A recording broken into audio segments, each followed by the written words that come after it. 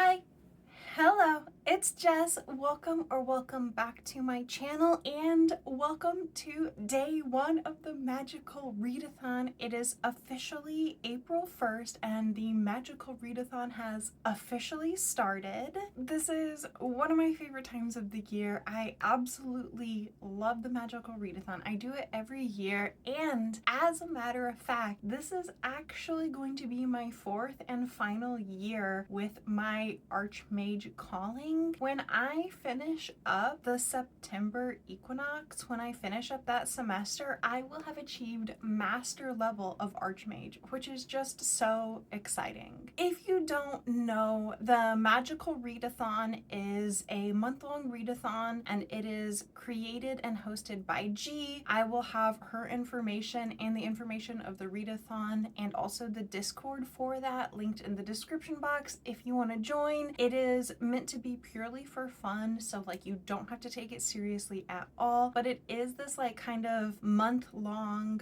role-playing community-based readathon. It's so much fun, and twice a year we go to magical school. For this semester, for the first part of the year of getting my master's in Archmage, I need to take 6 classes. That's not what I'm going to start with though.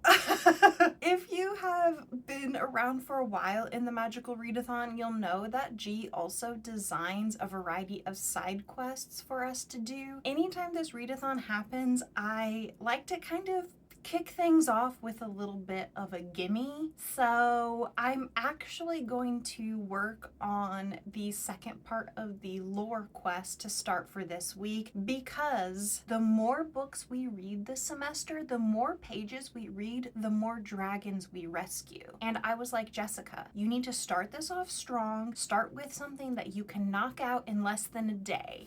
So I'm gonna start by reading volume 4 of Full Metal Alchemist. This is the Full Metal edition. I'm gonna be able to read this in like an hour. So this is what I'm gonna go ahead and start with for this Magical Readathon. I hope you're doing well. Welcome to the vlog. I hope you're having a great day. I hope that you are also participating. If you are participating, let me know what calling you're doing. This is a manga series where we follow 2 brothers. I believe at the start of the series the brothers are 10 and 12, but they are alchemists. Kind of before the series starts, they committed an alchemical boo-boo. They attempted to resurrect their mother who had passed away, and you can't do that. It went terribly, terribly wrong, and in the process, one brother lost his entire body. The younger one lost his body, so his soul is now bound to a suit of armor, and then the other brother lost an arm and a leg. And so now, despite the fact that they are children, they are employed by the government, basically kind of the army. They have like an alchemy branch within the army. The brothers work for the army as a way to have access to resources and information because they want to get their original bodies back. Along the way, we encounter some evildoers. It's really fun and interesting because the evildoers are kind of leaning into the 7 deadly sin archetypes, but they're also doing interesting things with alchemy that not only are they not supposed to do, but they're kind of like breaking the laws of physics. They're doing things that shouldn't be humanly possible to do with alchemy. So that's kind of the premise of this story. It's really interesting. This is volume 4, so like I can't really tell you too much about what's going on this far into the series, unfortunately, but I do really like it. I enjoy it. This is also like a really humorous series. You can tell that even though it has its dark moments, it's definitely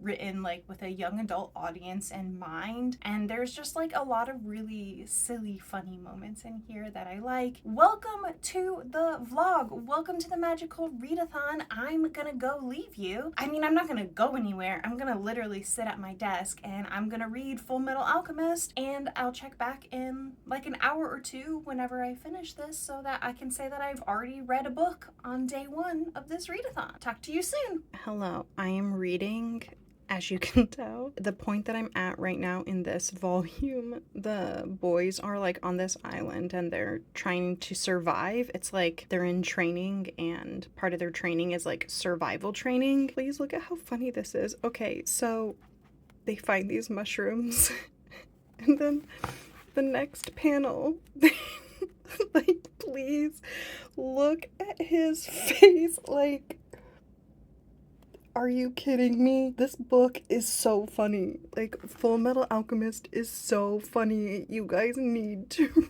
read this series. Okay, bye. Hello. It's been an hour and a half. Finished a book! Man, I am just absolutely killing it. This magical readathon. I'm just so good at this. It's so funny. Seriously, this series is great. It's so silly. It's goofy. Honestly, this series has a little bit of everything. It has emotion, it has heart, it's got like a touch of darkness and like some really, really poignant themes. It makes you think, it questions morality, and also it's really silly and goofy. And I highly recommend it. I think I'm gonna give volume 4 stars. This volume was honestly mainly backstory. We learn a little bit more about the brothers in this and what they were thinking, and kind of more about why they attempted to resurrect their mother. I mean, honestly, it did make me feel really bad for them, and I do like the backstory. And we also learn more about like their training, like I mentioned when I filmed that mushroom clip. The boys were training, and we learn more about like how they got to be where they are and like their mentor and stuff like that. But I would say that we really don't learn anything about the current day plot. Like, the current day plot does not get moved at all. It's exactly where it was at the start of volume 4. Overall, I enjoyed myself. It's a great volume of manga, and I'm gonna give it 4 stars. Can I tell you anything more about that? No, sorry. I don't want to spoil anything, but I do really, really recommend this series if you haven't checked it out already. Now we're gonna actually work on the classes that I have to take this semester. If you're new to the Magical Readathon, or if you only like to participate in the semesters, you might not pay too close attention to like all of the extra stuff that you can do throughout the year in between the 2 semesters that we're like at school. But one of the side quests that we have is a choose your own adventure year-long type of deal where we have to read a book a month for that. And for the month of April, since we're also at school, G has said that we can use an overlap and we can have a book that works both for the year and also for one of our classes, which normally, if you don't know about the Magical Readathon, you can't overlap anything. Like, one book counts for one thing, so that's why you have to read so many books over the course of the month. For me, I'm combining my Art of Illusion class with the year in Eldia. I'm learning the spell Distance Manipulation, and for that I need a book that I was already planning on reading, and I'm going to read The Book That Wouldn't Burn by Mark Lawrence. This is the book that my book club has chosen, and by my book club, it actually was my turn to pick, and I picked this. I have to read this book this month. I was already planning on reading it, so it's perfect for my Art of Illusion class. This also works for my Year of Eldia because I needed a book where the author has a W in their name, and Mark Lawrence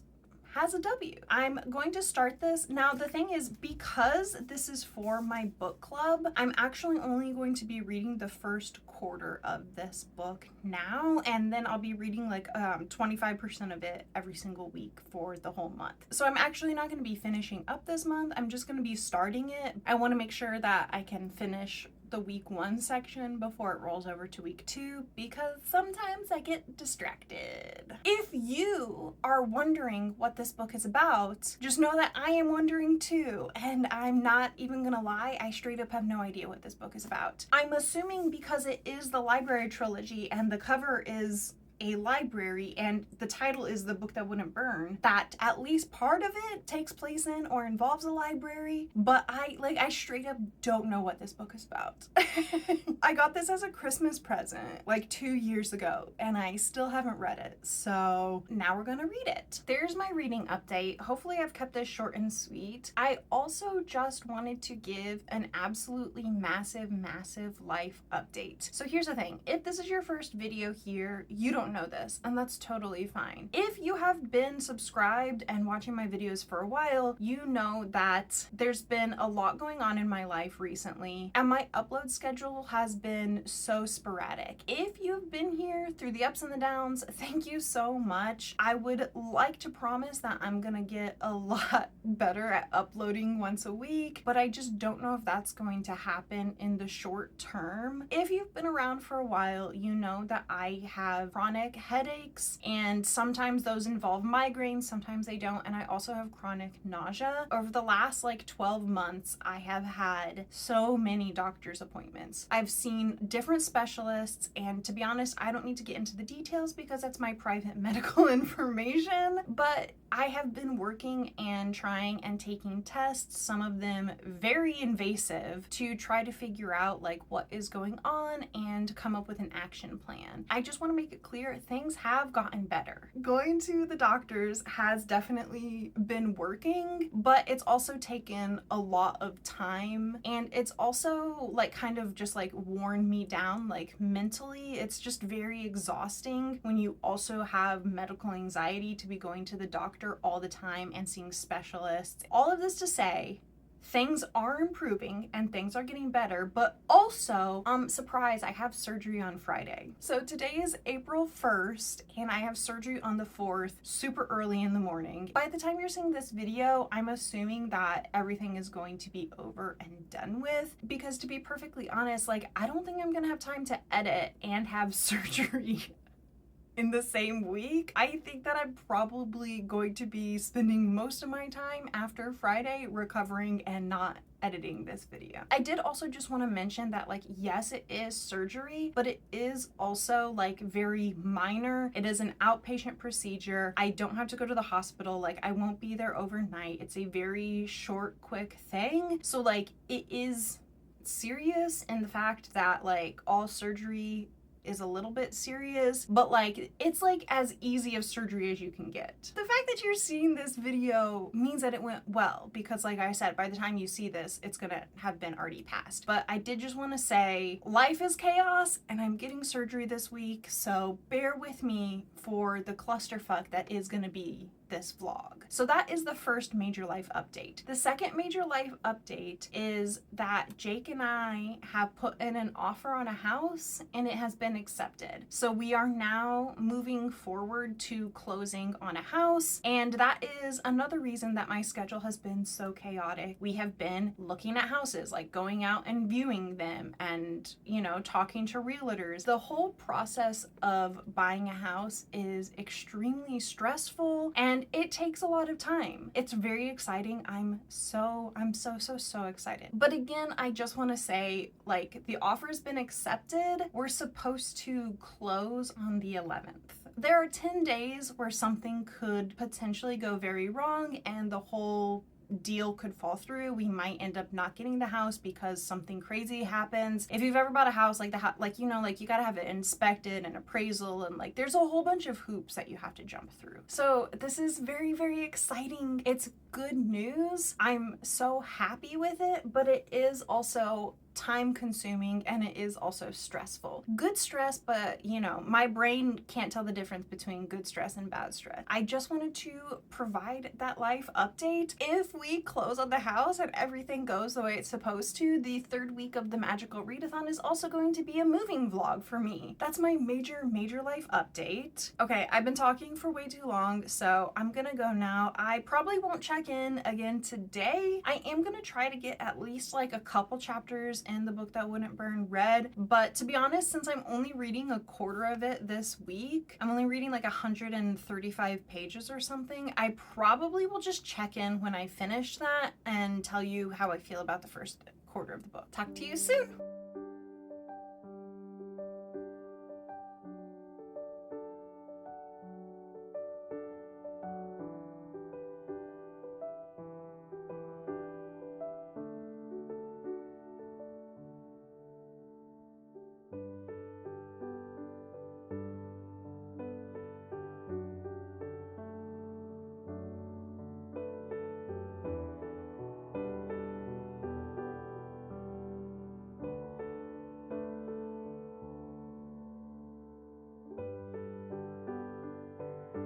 So, welcome to the last clip of this vlog. As you can tell, I'm still here. Surgery went fine. It's now the 9th. So basically, I haven't updated you in over a week. I severely overestimated what I was going to be able to read this week. I'm not gonna lie, I thought I was going to read that first part of the book that wouldn't burn, finish that before my surgery, and then I was like, you're gonna be recovering. You're just gonna be sitting on the couch and you can just read while you recover. I was halfway right about that. I was on the couch and I was napping like all day long. I slept so much, which was like, it's good. My body was healing. I needed the rest, but I really thought that I was gonna like use this like surgery recovery time to get so many books read, and I didn't do shit.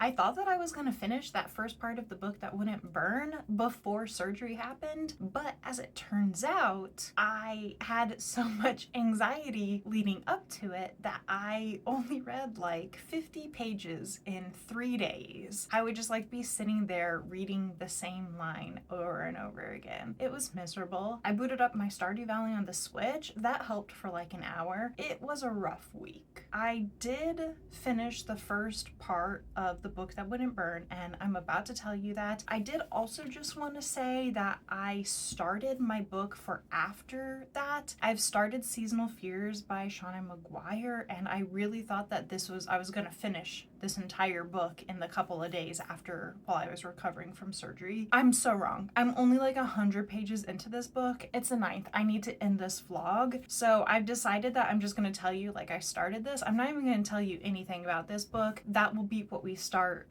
week 2's vlog with. I knew that this video was gonna be a clusterfuck, and I told you that in the last clip. I'm still sorry about it. It is what it is, you know?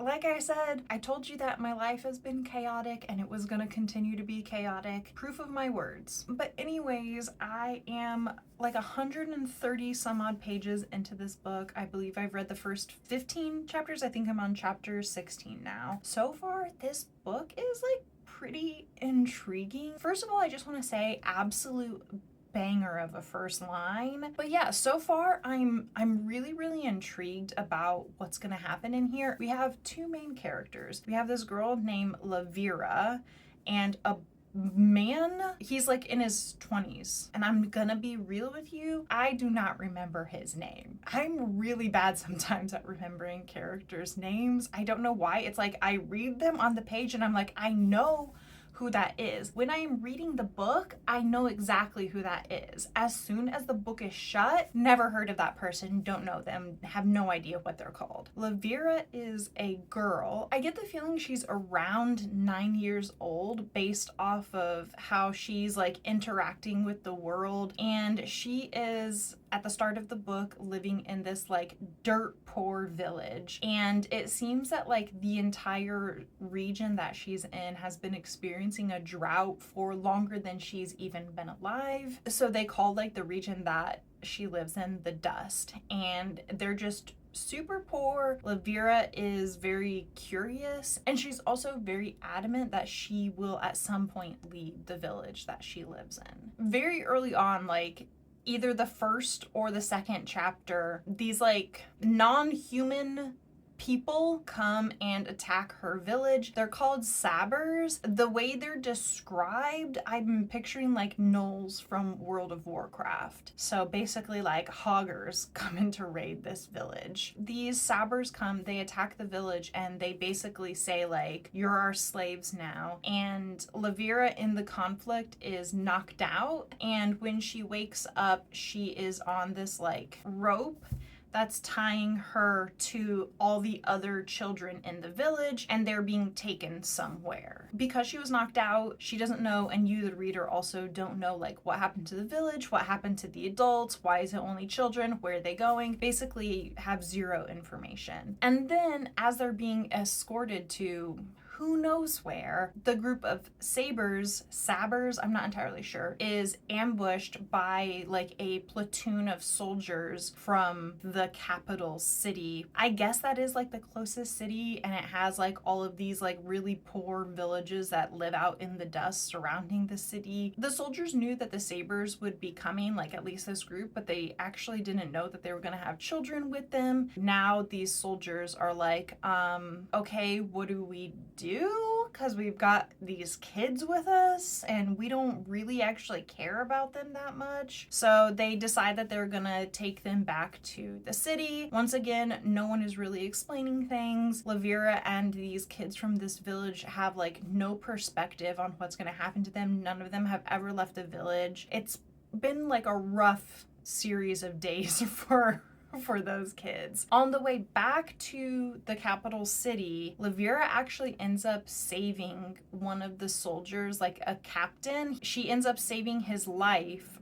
from another creature that lives out in the dust called a dust bear. The way they describe it does not sound like a bear. Sounds like something out of Fallout, to be perfectly honest. It's got like tentacle tongues and a lot of teeth, and it's creepy. Anyways, she saves his life, and then when they get to the city and the soldier is going to like basically take these kids to be put into like the care of the state, I am not entirely sure yet how it all works within the social structure, but they go to this thing that seems to be described as a church, and at the church there is like a bunch of different doors, and it seems, if what I've gathered correctly, that there are 5 doors, and like the 5th door is the lowest, and then it goes up and up and up to the first door, and the first door is like where people go when they're super rich and they want to like go work at like the university and get like higher education and stuff like that, and all the way down. So it's like kind of job placement, but like depending on what door you go into, it's also like social climbing and stuff like that. Again, I'm still learning about this world. There's a ton that I'm learning about. The soldier sends all of the kids except for Lavira through the 5th door, and basically they're just going to be like wards of the state, and they're pretty much going to be regulated to doing like menial labor for the rest of their lives. They're basically trading labor for room and board, essentially. Because Lavira saved the soldier's life, he says that he's going to send her through the 3rd door and get her placed somewhere where she can get like a basic education, and she'll probably end up working as like a cleric or something for like some business within the city, and it'll just be a much better life. Lavira, however, has a different idea, and mainly due to her own stubborn nature, also combined with trauma of the events of the past couple of days, she decides no, and she goes and presents herself to the 1st door, which is basically only for the super